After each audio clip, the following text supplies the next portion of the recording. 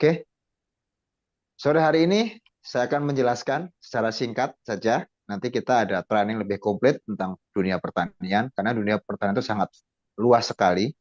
Ini adalah salah satu produk knowledge atau dari pupuk M3 Solotani. Oke, next Mas Idan. Oke, seperti ini adalah penampakan pupuk dari PT Solusi Bisnis Internasional atau pupuk Solutani, M3 Solutani, ya. Nah, kita ketahui bahwa semua orang di dunia membutuhkan yang namanya bahan panganan atau bahan makan. Tentunya bagaimana agar negara kita ini menjadi negara yang swasembada pangan atau punya ketahanan pangan agar negara kita lebih maju tentang dunia pertanian. Kita ingin memberikan sebuah solusi untuk para petani yang ada di Nusantara. Sehingga ada pepatah mengatakan bahwa kita menginginkan satu adalah bumi lestari, petaninya sejahtera, insya Allah Indonesia akan berjaya. Nah, jadi logo kita adalah bumi lestari, petani sejahtera, Indonesia berjaya. Oke, Ya. next Mas Ivan. Nah, nah di sini saya gambarkan adalah petani yang pakai dasi, pakai jas, pakai topi, bawa pacul, bawa buku. Intinya apa? Kita ingin menciptakan orang-orang di Indonesia ini yang bertani bukan hanya sebagai buruh tani, tapi kita ingin menciptakan yaitu adalah bagaimana menjadi seorang pengusaha pertanian. Sehingga apa? Negara kita akan lebih maju, akan lebih baik. Tentunya khususnya bagi para petani. Jadi ada analisa usaha pertanian, bagaimana caranya meningkatkan eh, hasil produktivitas, bagaimana cara merawat, bagaimana cara memanajemen pertanian, bukan hanya sekedar menanam atau memupuk saja, tapi memanage, ada analisa ekonominya. Maka kita menginginkan negara kita banyak petani menjadi seorang pengusaha pertanian, bukan buruh tani. Oke, next Mas Iban. Oke. Nah, salah satu tujuannya petani, apapun tanamannya, entah itu padi, entah itu jagung, entah itu cabai, entah itu bagian tanaman perkebunan, sawit, karet, dan sebagainya, pasti satu. Tujuan mereka adalah yang pertama adalah panen. Ya, betul ya, panen. Oke, next, Mas Iban. Cuma panennya seperti apa? Apakah hanya panen yang ya biasa-biasa saja, atau hanya sekedar panen-panen saja, atau hanya sekedar ikut-ikutan panen saja, kita belum tahu. Tetapi tentunya petani menanam menginginkan panen yang pertama. Oke, next, Mas Iban, terus klik. Halo, Mas Iban, klik. Nah, tentunya petani menginginkan adalah yang pertama, panennya meningkat dari seperti hasil biasanya atau memaksimalkan hasil pertaniannya. Yang kedua, tentunya juga ingin mempunyai hasil pertanian yang berkualitas, tidak hanya sekedar menghasilkan tanaman yang biasa-biasa saja. Yang ketiga, mungkin harganya tinggi, tetapi tentunya harga tinggi itu juga harus melihat bagaimana hasilnya, berkualitas atau tidak. Seperti kemarin saya main ke Thailand, saya melihat tentang buah-buahan di sana. Harga satu buah saja di sana itu sekitar satu buah apa ya mangga itu hampir 50 sampai 100 baht. Intinya 25.000 sampai dengan 50.000 rupiah. Itu hanya satu buah. Dan saya melihat ternyata memang kualitasnya bagus dan layak untuk dijual di tempat wisata atau tempat-tempat yang bergensi seperti mall dan sebagainya. Nah, oke, next Mas. Nah, tentunya untuk menghasilkan panen yang berkualitas, ini banyak faktor. Halo Mas Iban, next. Next Mas Iban. Nah, ya. Oke, nih faktornya. Tentunya faktornya banyak. Nah, tidak hanya satu faktor. Faktornya adalah yang pertama adalah pemilihan benih. Benihnya tepat atau tidak? Apakah F1, F2, atau F16?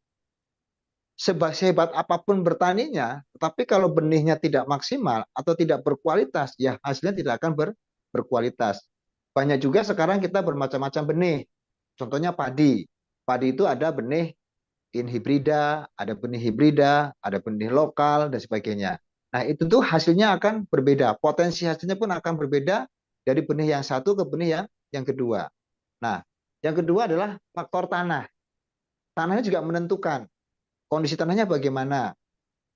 Intinya apakah tanah merah, apakah tanah gambut, ataupun tanah yang bagus. Nah, itu juga menentukan sekali. Karena pengalaman saya menanam di Kalimantan dengan menanam di Pulau Jawa itu sangat sangat berbeda. Jadi faktor tanah ini menentukan. Yang ketiga adalah pengolahan lahan. Pengolahan lahan yang benar, ya, tidak asal mengolah lahan. Ini. Yang keempat adalah air. Tentunya tanaman itu tidak perlu banyak air, tapi butuh air. Nah, kalau padi pun sama, padi itu bukan tanaman air, tapi butuh butuh air. Kalau airnya kebanyakan seperti banjir, tentunya tanaman itu tidak akan hasilnya tidak akan maksimal atau bahkan mati. Nah, yang selanjutnya adalah cuaca atau iklim. Nah, ini adalah cuaca atau iklim juga sangat menentukan di mana tanaman itu akan tumbuh dan cocok dan akan berbuah yang sangat baik. Nah, yang selanjutnya adalah pemupukan atau unsur hara atau nutrisi makanannya bagaimana gitu. Apakah kita penuhi atau tidak? Nah, selanjutnya ada namanya pengendalian hama. Pengendalian hama juga penting karena pengendalian hama itu kita bisa lakukan dengan cara pengamatan. Nah, pengamatan dan bisa kita kendalikan dengan cara mengendalikan mungkin dengan cara pestisida kimia atau pestisida yang organik. Nah, tentunya itu nanti kita akan bahas satu persatu ya. Yang kedua adalah SDM, sumber daya manusianya. Karena saya melihat selama 21 tahun lebih ya di pertanian, sebenarnya masalah pertanian di Indonesia itu hanya simpel. Satu adalah permodalan, yang kedua adalah pembinaan, yang ketiga adalah pemasaran. Ya, atau pemasaran atau marketingnya. Ini yang jadi masalah yang ada di Indonesia. Nah, makanya saya ingin mengajak kepada solo-builder di seluruh dunia, ayo kita bersama-sama memberikan sesuatu kepada bangsa dan negara ini. Karena pernah saya mendapatkan sesuatu kata-kata yang luar biasa bagi saya. Yang pertama, jangan pernah bertanya apa yang telah negara berikan kepada Anda. Tapi coba Anda bertanya kepada Anda sendiri, apa yang pernah Anda berikan kepada bangsa dan negara ini. Nah, di dunia pertanian kita bisa menyumbanglah kepada negara ini, minimal memberikan suatu informasi kepada para petani agar petani kita bisa sejahtera. Insya Allah, kalau petani kita sejahtera, hasilnya maksimal, ekonomi akan bergeliat, pasar-pasar akan ramai. Mudah-mudahan dengan produk M3 Solutani ini kita bisa memberikan solusi kepada para petani yang ada di Nusantara ataupun di Indonesia. Yang kedua, yang selanjutnya adalah lain-lain, banyak sekali. Jadi faktor itu banyak, tidak hanya faktor pupuk saja, semuanya harus tercukupi, gitu kan. Ibaratkan mobil, mobil itu punya roda, ada mesin, ada setir, ada supir, ya kan, ada speedometer, ada BBM dan sebagainya. Jika salah satu rodanya tidak ada, maka dia tidak akan berjalan dengan baik. Apakah bisa berjalan begitu? Bisa, tapi tidak akan maksimal.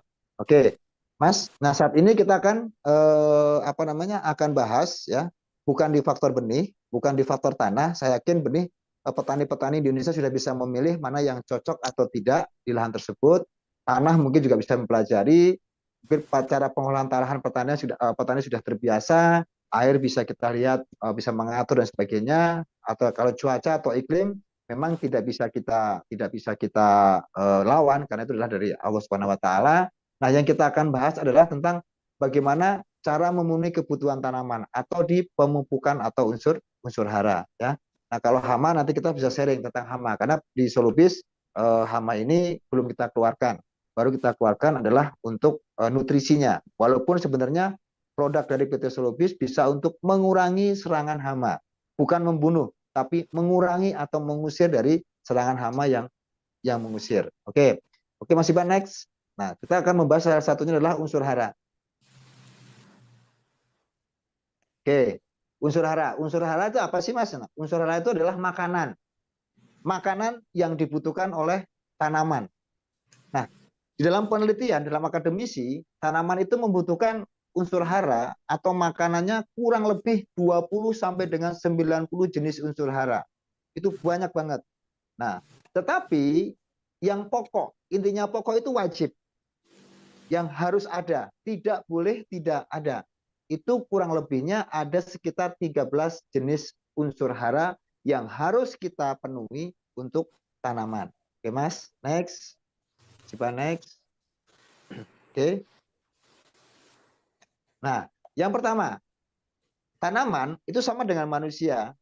Tanaman itu membutuhkan yang pertama adalah unsur makro. Nah, ayo naik Mas Iban, terus klik semua aja Mas Iban, nggak apa-apa, langsung klik semuanya ya, biar cepat. Oke, nah siap. Nah ini ya, saya akan bacakan ya. Tanaman membutuhkan dua unsur sebenarnya. Yang pertama adalah unsur makro, yang kedua adalah unsur mikro. Nah, bahasanya makro apa Thomas? Makro itu apa sih? Makro adalah pupuk yang dibutuhkan dalam jumlah yang besar. Kalau manusia itu adalah nasi. Nah, mikro adalah pupuk yang dibutuhkan dalam jumlah yang kecil. Kalau manusia itu adalah lauk pauk.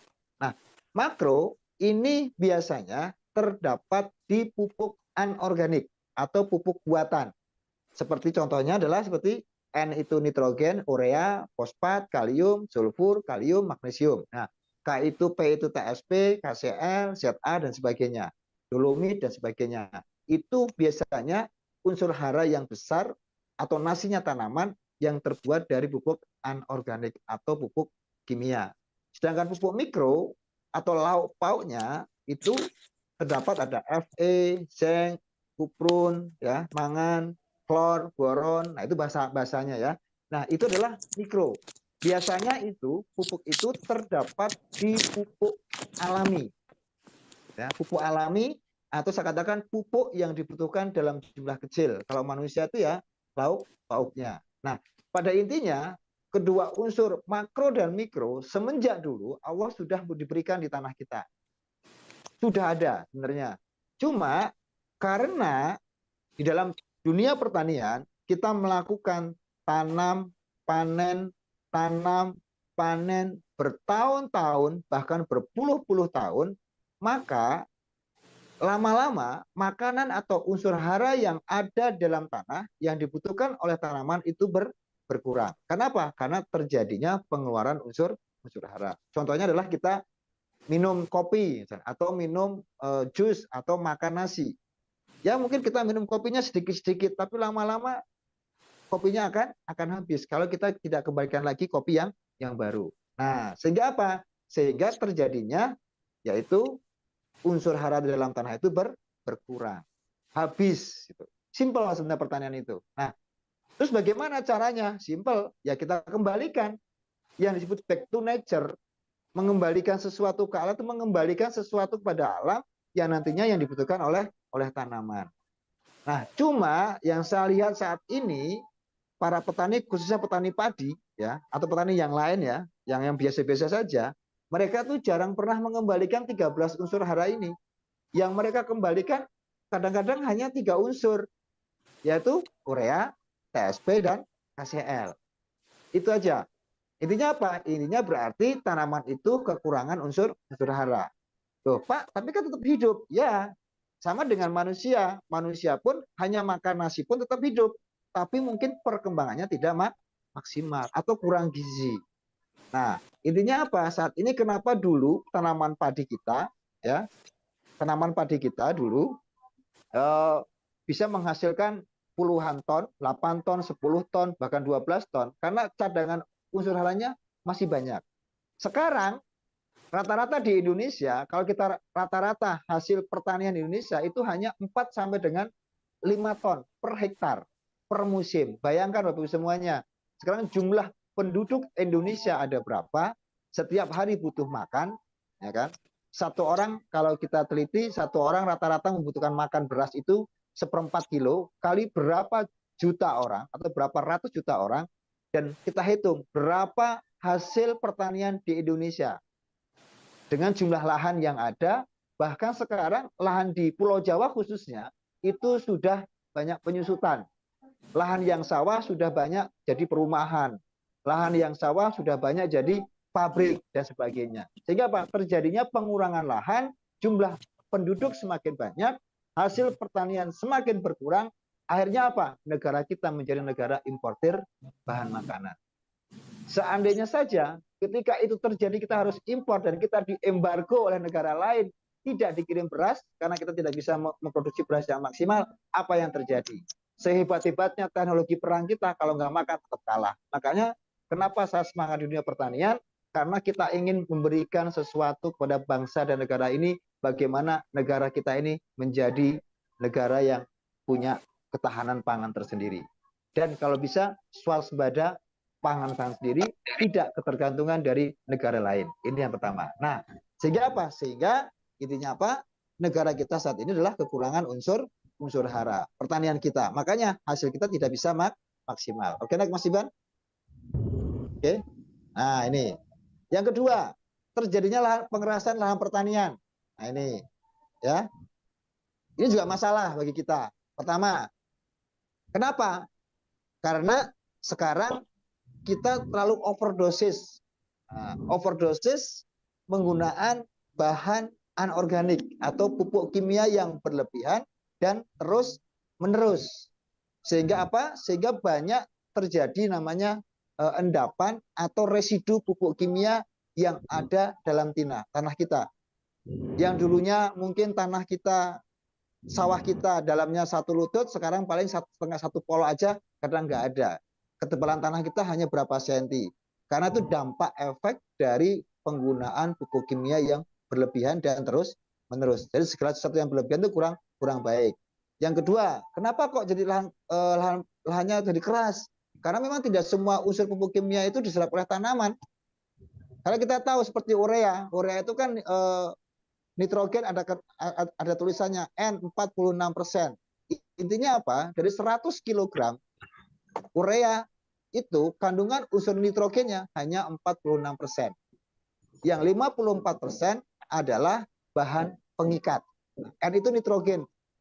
Nah, yang menyebabkan tanah kita rusak itu adalah bahan pengikatnya tadi, bukan nitrogennya. Tapi bahan pengikat itu yang mengendap di dalam tanah kita. Sehingga meninggalkan apa? Meninggalkan residu pupuk kimia yang sangat sulit terurai oleh tanah kita atau tanaman kita. Sehingga apa? Menumpuk pada lapisan tanah dan lama-lama tanah kita menjadi keras. Kalau keras, apa akibatnya?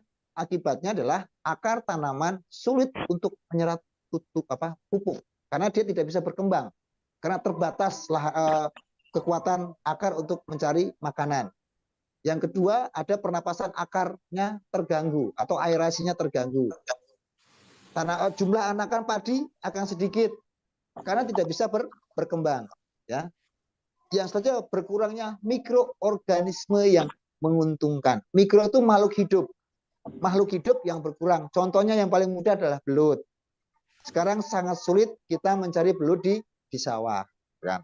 Dan mikroorganisme yang lain seperti penambat N, penambat P, penambat K, dan sebagainya. Yang sangat menguntungkan untuk tanah kita ataupun tanaman kita. Oke, next, Mas Iban. Ya.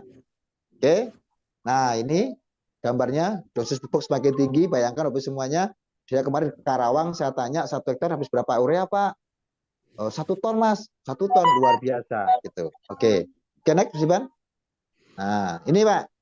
Sebenarnya bagaimana caranya? Tanah keras, ya, dan miskinnya unsur hara, solusinya gampang sebenarnya. Yaitu apa? Pupuk alami atau pupuk kandang. Nah ini, next Mas Iban. Nah ini, next. Oke. Terus next Mas. Nah ini. Nah, sebenarnya solusinya adalah pupuk kandang karena Allah sudah menciptakan. Tapi pertanyaannya, banyak petani, terutama petani padi, itu jarang mau menggunakan pupuk kandang karena mereka beralasan. Alasannya apa? Mas, ketersediaannya sangat terbatas. Ya. Karena apa? Karena untuk mengembalikan kesuburan tanah kita di dalam 1 hektar tanah 1 musim untuk mengembalikannya kembali ke seperti dulu itu membutuhkan paling enggak 20 sampai dengan 40 ton pupuk kandang per musim selama kurang lebih 3 sampai dengan 5 tahun untuk mengembalikan kesuburan tanah kita. saat ini banyak petani yang tidak pernah mau menggunakan pupuk kandang karena alasannya sangat sulit mendapatkan pupuk kandang. Oke. Nah, terus yang kedua, tidak praktis. Kenapa? Karena kita untuk membawa 1 ton pupuk kandang aja butuh tenaga, butuh waktu, ya kan? Butuh sangat biaya sangat sangat besar. Perlu proses pematangan. Kenapa? Pupuk kandang itu tidak bisa langsung dari kandang langsung dikasih ke tanah, tidak bisa. Perlu namanya fermentasi. Paling cepat 2-3 bulan dengan bantuan mikroorganisme. Tapi paling bagus paling enggak 1 tahun. Makanya ketika saya jalan ke Pengalengan, mereka lebih baik menampung pupuk kandang daripada mereka beli mobil mewah. Kenapa? Pupuk kandang itu adalah seperti harta yang sangat berharga. Nah ini, makanya itu butuh waktu. Tidak bisa langsung ditaruh dari kandang langsung ke lahan, tidak bisa. Yang selanjutnya apa? Banyak mengandung bibit gulma. Kenapa? Karena namanya kotoran sapi, sapi makan rumput, itu ada biji rumput yang tidak bisa diuraikan oleh pencernaan si sapi tersebut atau hewan tersebut, maka dia akan keluar bersama feses kotorannya. Kalau kita langsung sebar ke tanaman, maka nanti biasanya akan tumbuh rumput yang sangat banyak karena sudah ada bibit rumput atau bibit gulma. Harga mahal. Saat ini pupuk kandang sangat harga mahal ya. 1 karung kadang-kadang mencapai 25 kilo, itu harganya sampai dengan 25.000, belum ongkos kirimnya dan sebagainya. Ketika saya main ke Garut juga, dari mulai toko sampai dengan lahan, paling nggak 1 karung pupuk kandang itu dengan berat 25 kg itu biayanya sekitar 30 sampai dengan 40.000 rupiah. Bayangkan kalau 1 hektar membutuhkan 10-20 ton, berapa uang harus kita keluarkan untuk menggunakan pupuk kandang. Nah, tapi apakah pupuk kandang tidak dipakai? Kalau bisa tetap dipakai. Kalau ada tetap dipakai. Nah, tetapi harus memenuhi syarat yang standar.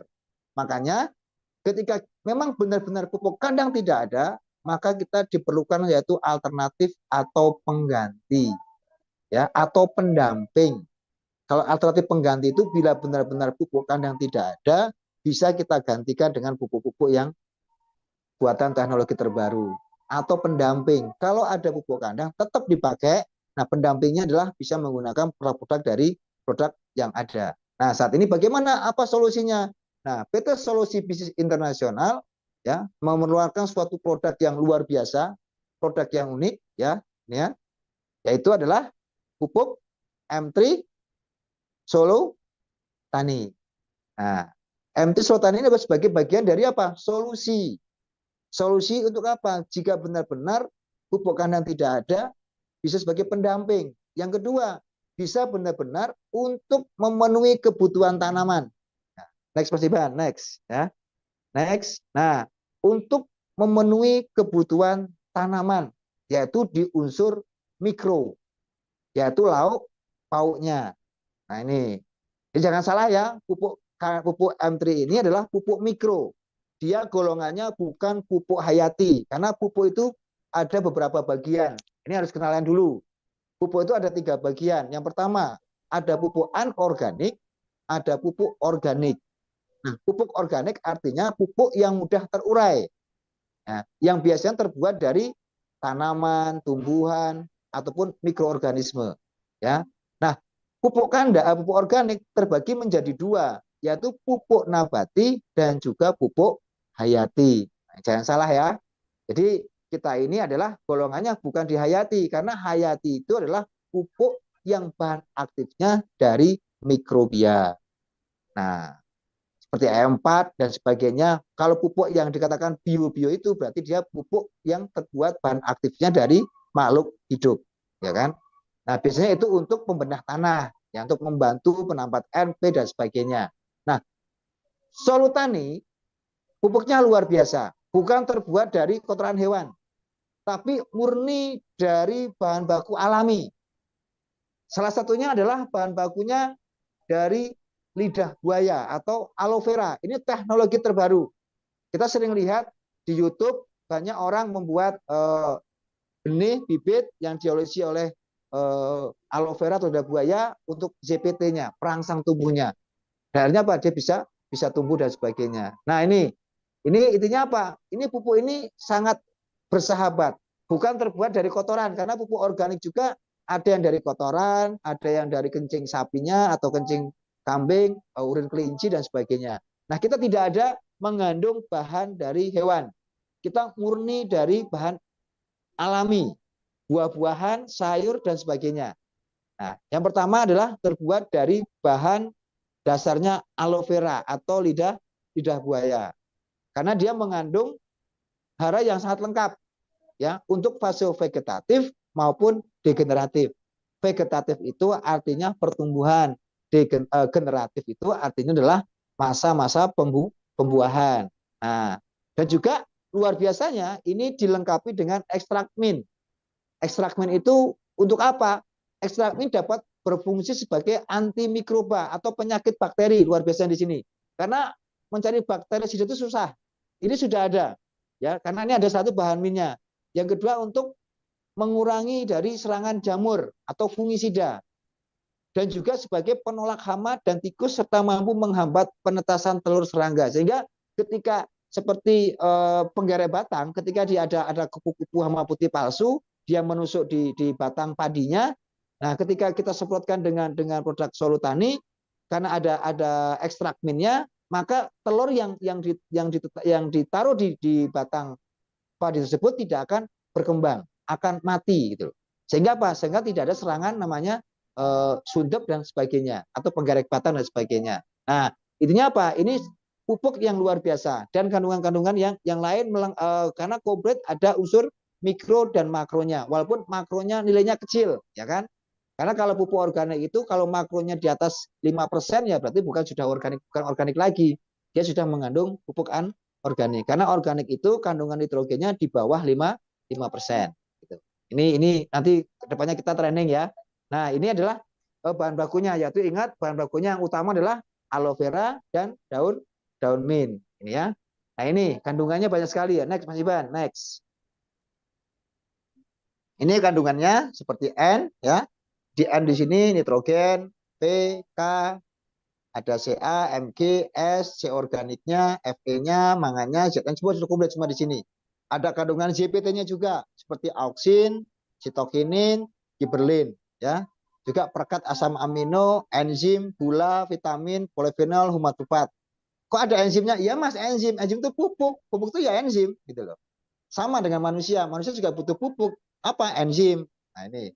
Dia punya kandungan enzim juga. Karena tanaman juga membutuhkan namanya enzim. Nah, ini ya. Untuk izinnya sudah ada di Deptan, juga ada Scoville-nya sudah ada semua. Next Mas Iban. Yuk, next. Oke. Nah, di sini caranya mudah. Caranya sangat mudah sekali, praktis.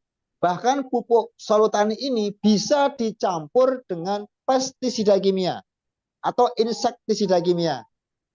Tidak masalah. Karena apa? Dia bukan pupuk hayati. Dia golongannya adalah pupuk nabati. Jadi tidak ada masalah. Dia unsurnya unsur hara murni, ya kan? Dan sifatnya ion. Kenapa ion? Karena ibaratkan tanaman ketika kita semprot dengan produk M3 Solutani itu langsung diserap oleh tanaman. Tidak perlu proses fermentasi, tidak perlu proses pengolahan, langsung instan jadi. Karena memang ini dengan teknologi nano. Nano itu teknologi partikel yang terkecil sehingga mudah diserap oleh mulut daun ataupun tanaman yang kita semprotkan.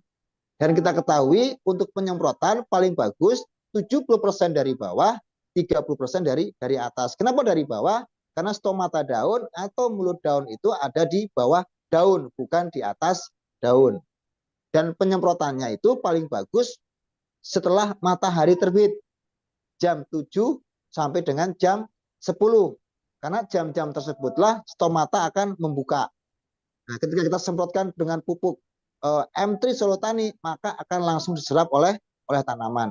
Tapi di atas jam 10, maka stomata akan menutup kembali. Jadi efektifnya itu penyemprotan dari jam 7 pagi sampai dengan jam 10 siang. Paling efektifnya.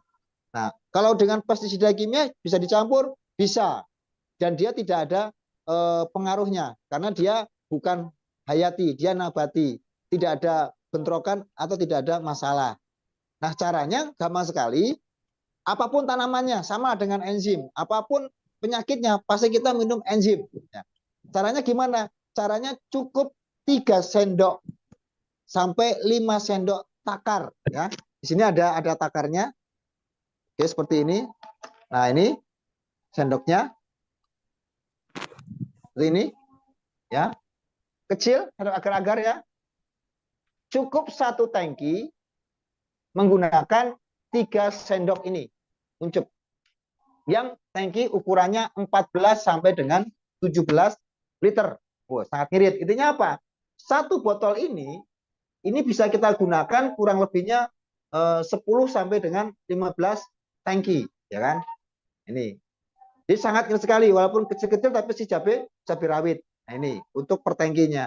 Kalau untuk luasan lahan, setiap 1 botol ini kurang lebih bisa kita gunakan untuk 1000 meter persegi. Kalau 1 hektar berarti membutuhkan paling enggak 10 botol produk M3 Solutani. Nih, sangat efektif nih ya. Nah, ini dimasukkan ke tangki ya. Kalau untuk tanaman padi bisa disemprotkan 3 sampai dengan 4 kali. Nah, yang pertama mungkin penyemprotan dilakukan pada usia 10 hari setelah tanam. Nanti yang kedua 20 hari HST atau HST itu hari setelah tanam.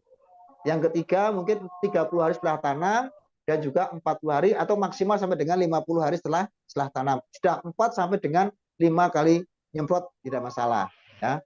Tanaman cabai pun sama gitu. Kalau paling bagus di pembenihan juga kita semprotkan walaupun dosisnya dengan sangat sedikit. Nah, ini karena itu adalah cara penyemprotannya. Kalau untuk kocoran mudah, bisa gunakan 1 sampai 2 sendok takar ya untuk 10 liter air. 1 ember yang hitam yang 10 liter air, siramkan ke media lahan di sekitar perakaran ya. Kurang lebih sekitar 1/4 liter atau 200 ml per tanaman, bisa dilakukan 2 sampai dengan 4 minggu sekali. Dan juga bisa dicampur bersamaan NPK. Nah, kalau untuk sawit gimana, Mas? Sawit itu kan susah air. Nah, kalau susah air, ini bisa campur dengan NPK. Kita masukkan NPK-nya, NPK kita masukkan Solutani, kita aduk jadikan satu, tebarkan di lahan tersebut. Ini bisa dilakukan. Intinya apa? Ini produk pupuk yang serbaguna. Nah, apakah bisa mengurangi pupuk anorganiknya? Bisa, tapi perlahan. Di awal saya tidak anjurkan untuk menguranginya. Kenapa? Karena manfaatnya berbeda, ya. Karena tanaman butuh makro. Makronya dari pupuk anorganik, mikronya dari pupuk Solutani. Tapi bisa mengurangi sampai dengan 25 sampai dengan 30% dari dosis standar atau dosis yang biasanya dilakukan oleh petani. Karena saya nggak bisa mengatakan di sana berapa, karena dosisnya NPK per hektar di satu daerah dengan daerah yang lain itu sangat berbeda. Walaupun aturan pemerintah itu setiap 1 hektar itu maksimal menggunakan pupuk anorganiknya totalnya 525 kilo sampai dengan 600 kilogram. Tapi faktanya petani saat ini saya tanya ada yang 1 ton, ada 1,2 ton per hektar per musim. Bayangkan berapa residu yang menumpuk dalam lapisan tanah kita. Sehingga apa? Sehingga banyak tanah kita yang semakin lama semakin rusak. Kalau sudah rusak bisa ditanami, hasilnya tidak maksimal, maka banyak orang anak muda pun tidak pernah mau melirik ke dunia pertanian. Padahal di negara Thailand kemarin maju dari dunia pertanian. Saya melihat di Thailand kemarin, maaf ya, negara seperti itu nggak ada namanya mobil Avanza, Sigra, nggak ada. Rata-rata mobilnya pasti Fortune, Hilux, dan mobil kelas-kelas menengah. Mereka hidup dari dunia pertanian, bahkan hanya menanam menanam ketela saja mereka bisa hidup. Mobilnya mobil Fortune gitu. Intinya apa? Dunia pertanian itu sangat luar biasa. Makanya kita menginginkan ayo mengajak kepada semua orang menjadi pengusaha pertanian yang berteknologi. Nah, dulu Thailand belajar ke Indonesia, sekarang kita yang belajar ke Thailand. Nah, makanya sayang sekali padahal negara kita adalah 75% adalah negara agraris. Kalau kita sebagai marketing ya, kita kuasai 1 kabupaten saja, Anda kaya. Ya, Anda bisa punya bonus ratusan juta, bahkan miliar rupiah dari potensi produk-produk agrokompleks, yaitu pertanian, peternakan, perikanan, dan juga perkebunan. Nah, ini adalah cara pemakaiannya. Oke, next, Mas Iban. Oke. Nah, ini seperti ini ya. Cara aplikasinya untuk tanaman cabai ya sebenarnya sama ya. Pada umur 2 minggu, 4 minggu, 6 minggu setiap ini ya 3 sampai dengan 5 sendok makan per tangki. Nah, sehingga apa? Sehingga eh, cara penyemprotannya cukup dengan seminggu sekali. Kalau saya katakan seminggu sekali Anda semprotkan ke tanaman yang Anda tanaman. Intinya tanaman itu sama saja. Mau tanaman padi, mau tanaman cabai, hortikultura ya, mau tanaman kalau tanaman tahunan itu berbeda karena tanaman tahunan itu harus minimalnya 1 tahun itu pemupukan 2 sampai dengan 4 kali. Ya. 2 atau sampai dengan 4 kali karena maaf 3 kali lah per 4 bulan sekali pokoknya. Berarti 3 kali pemupukan itu untuk tanaman seperti karet, eh, sawit dan sebagainya. Tapi rata-rata di Indonesia rata-rata hanya 2 kali dalam setahun ya wajar kalau hasilnya tidak akan maksimal gitu. Bahkan banyak kekurangan unsur yang lain. Nah, ini teknologi seperti itu ya. Tapi semuanya. Jadi next Mas Iban, oke. Okay. Next, ini tanamannya seperti ini. Anda bisa nanti dapatkan slide-nya. Nah, ini jagung juga sama ya. Intinya semua pemakaiannya sama ya seperti ini. Nah, seperti itu adalah cara pemakaiannya. Simpel aja. Jadi pupuk M3 Solutani adalah, saya ulangi, adalah pupuk mikro untuk memenuhi kebutuhan tanaman. Oke, jangan salah. Dan bisa dicampur dengan pestisida kimia. Dan juga bisa mengurangi, bukan menghilangkan, mengurangi penggunaan pupuk anorganik 25 sampai dengan 30% dari dosis yang mereka lakukan. Oke, Bapak Ibu semuanya, sekian dari saya. Ayo sama-sama kita menjadi PPL swasta. Kita membantu kepada petani, minimalnya kita memberikan sebuah informasi kepada petani agar hasilnya bisa maksimal sehingga bumi kita lestari, petani kita sejahtera, Indonesia berjaya. Wassalamualaikum warahmatullahi wabarakatuh.